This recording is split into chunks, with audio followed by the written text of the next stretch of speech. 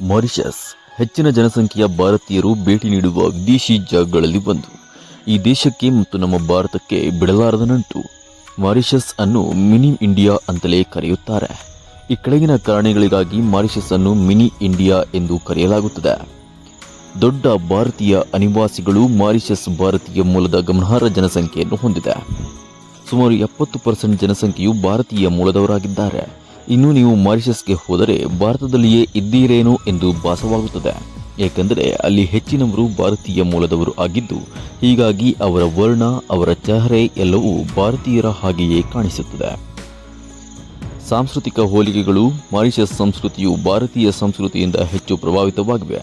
ಅನೇಕ ಹಬ್ಬಗಳು, ಸಂಪ್ರದಾಯಗಳು ಮತ್ತು ಪದ್ಧತಿಗಳು ಭಾರತದಲ್ಲಿದ್ದಂತೆಯೇ ಇರುತ್ತವೆ.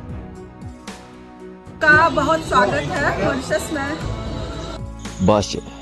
ಅನೇಕ ಮಾರಿಷಿಯನ್ನರು ಅಧಿಕೃತ ಭಾಷೆಯಾದ ಫ್ರೆಂಚ್ ಮತ್ತು ಸ್ಥಳೀಯ ಕ್ರಿಯೋಲ್ ಭಾಷೆಯ ಜೊತೆಗೆ ಹಿಂದಿ, ಭೋಜ್ಪುರಿ ಮತ್ತು ಇತರ ಭಾರತೀಯ ಭಾಷೆಗಳನ್ನು ಮಾತನಾಡುತ್ತಾರೆ.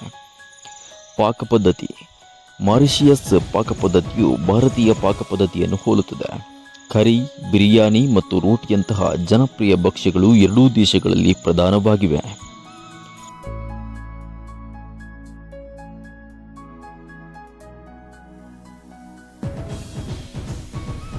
ಧಾರ್ಮಿಕ ಹೋಲಿಕೆಗಳು. ಮಾರಿಷಸ್ನ ಹಿಂದೂ ಧರ್ಮವು ಪ್ರಮುಖ ಧರ್ಮವಾಗಿದೆ. ಅನೇಕ ದೇವಾಲಯಗಳು ಮತ್ತು ಧಾರ್ಮಿಕ ಹಬ್ಬಗಳು ಮಾರಿಷಸ್ ಸಂಸ್ಕೃತಿಯ ಅವಿಭಾಜ್ಯ ಅಂಗವಾಗಿವೆ. ಒಟ್ಟಾರೆಯಾಗಿ ಮಾರಿಷಸ್ ಮತ್ತು ಭಾರತದ ನಡುವಿನ ಬಲವಾದ ಸಾಂಸ್ಕೃತಿಕ, ಭಾಷಿಕ ಮತ್ತು ಐತಿಹಾಸಿಕ ಸಂಬಂಧಗಳು ಮಾರಿಷಸ್ ಅನ್ನು ಪ್ರೀತಿಯಿಂದ ಮಿನಿ ಇಂಡಿಯಾ ಎಂದು ಕರೆಯಲು ಕಾರಣವಾಗಿದೆ.